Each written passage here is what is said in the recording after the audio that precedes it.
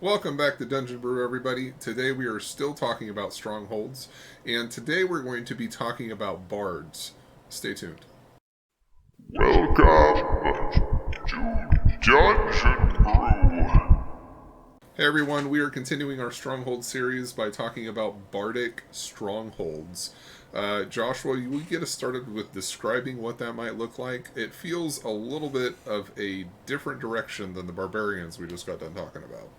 Yeah, it might be a little bit of a challenge, and I think it's because a bard is, in many ways, a jack of all trades and can do a lot of different things. So there's a lot of different directions that you can go based on, I guess, really what you're imagining in your world and what type of role bards have to play. They could have a little bit of an arcane piece to it, a mercantile piece to it.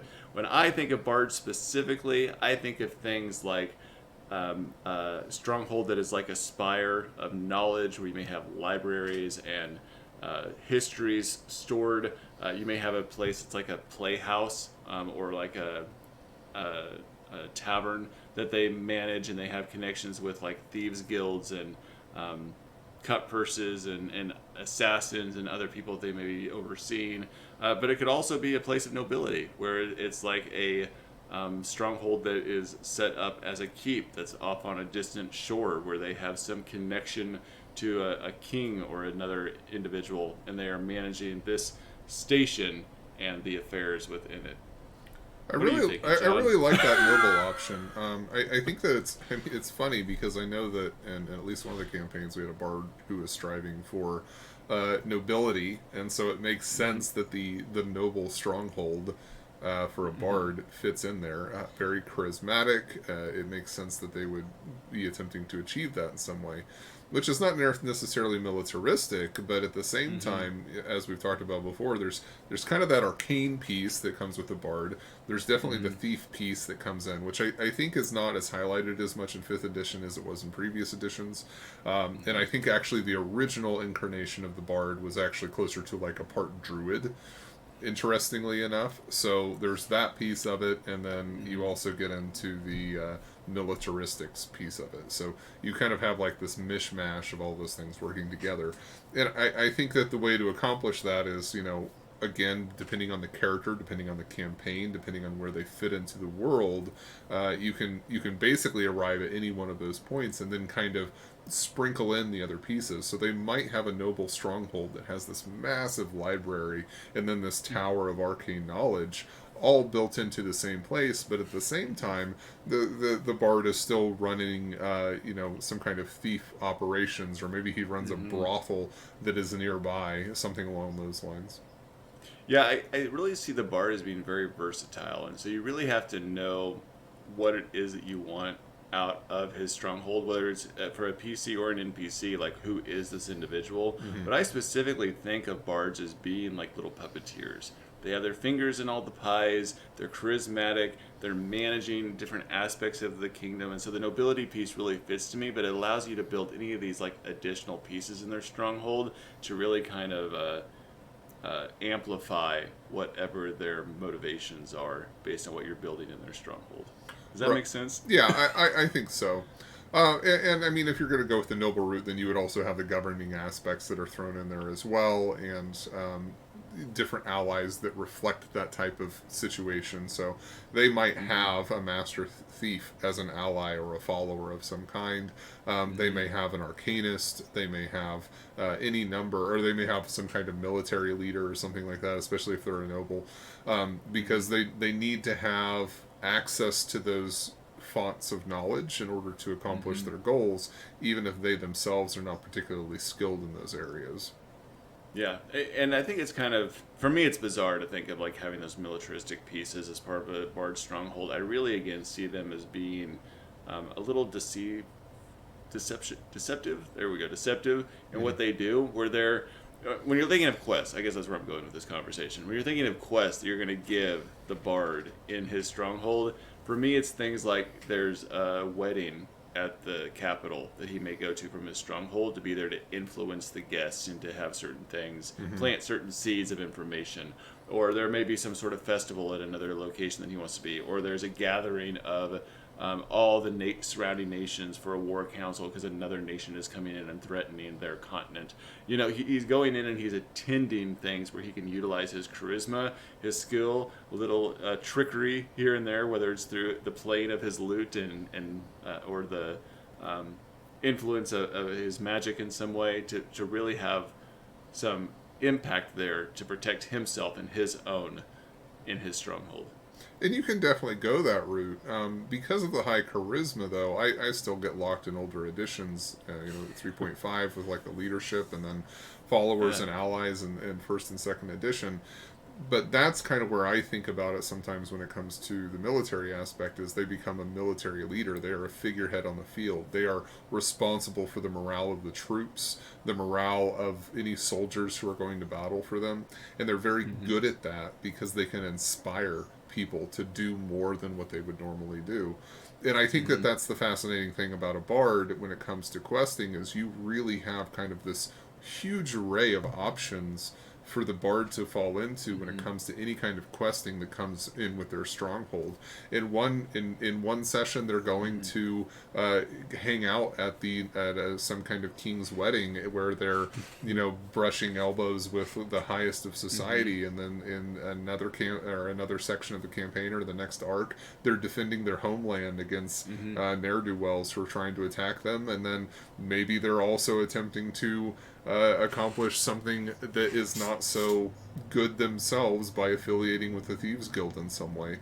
And that makes them very versatile when it comes to questing as a part of a stronghold, because it makes sense for a bard in almost any avenue that you choose.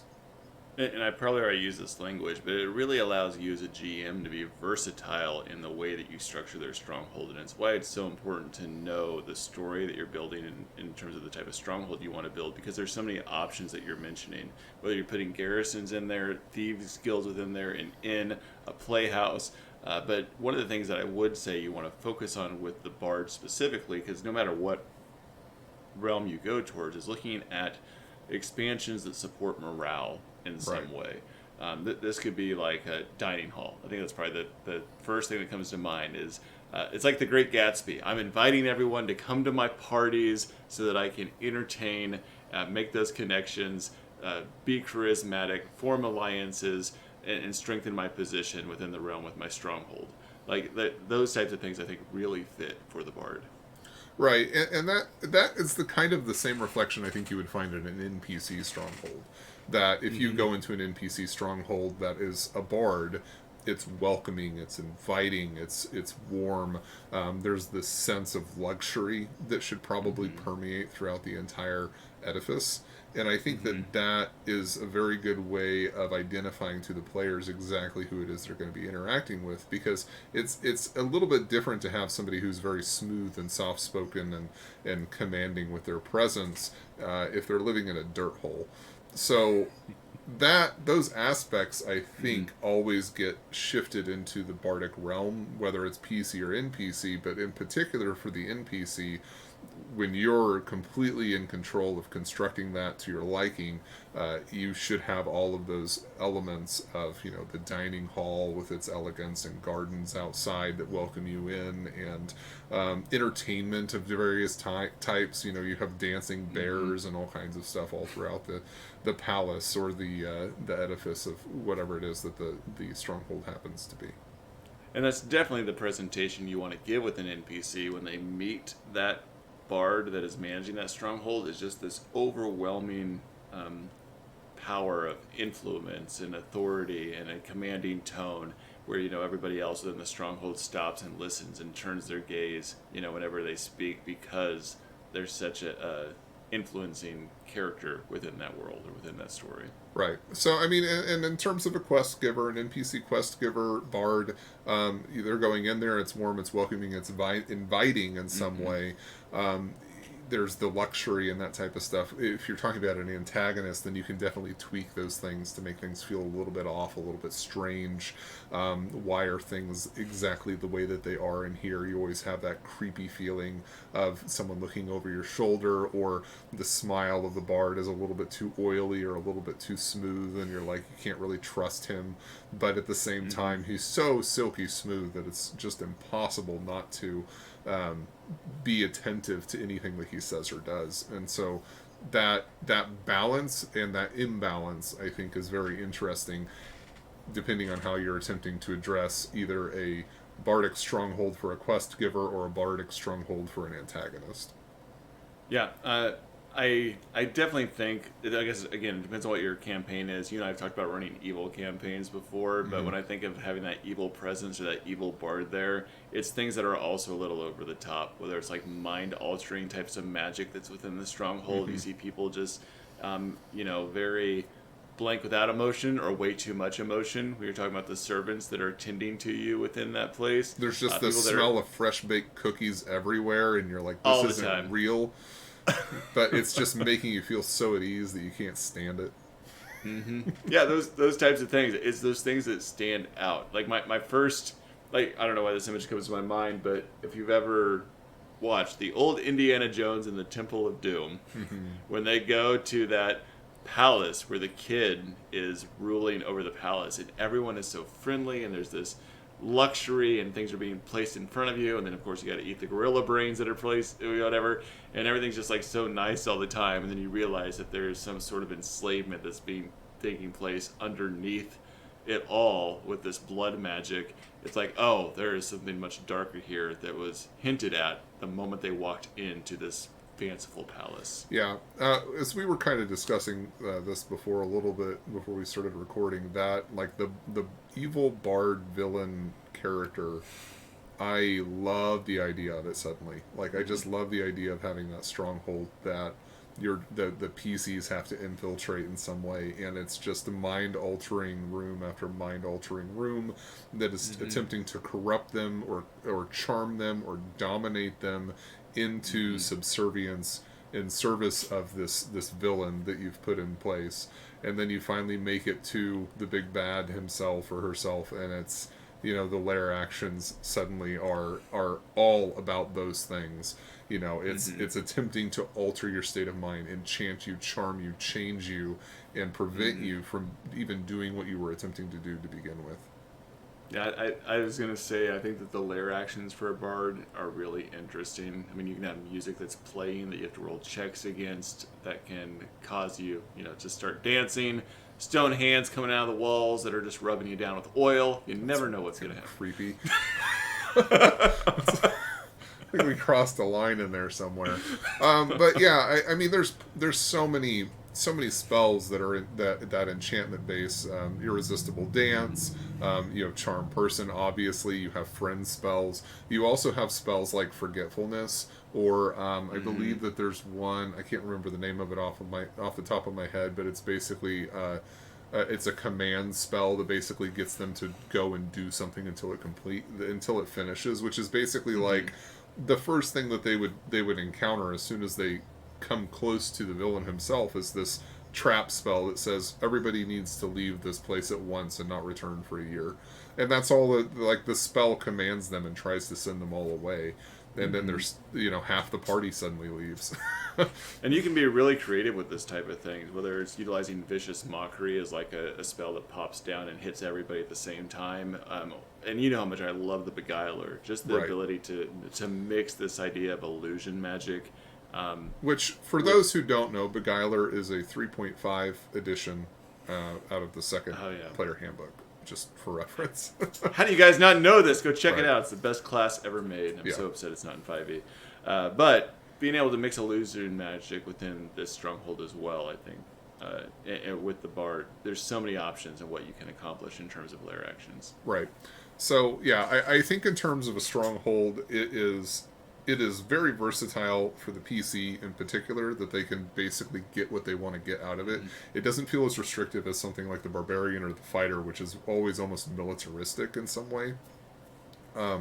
But the bard can really get away with a variety of options. And then when it comes to the NPC, whether it's a quest giver or an antagonist, it has that same versatility, but it should also incorporate that comfort and that charm you would expect from a bard.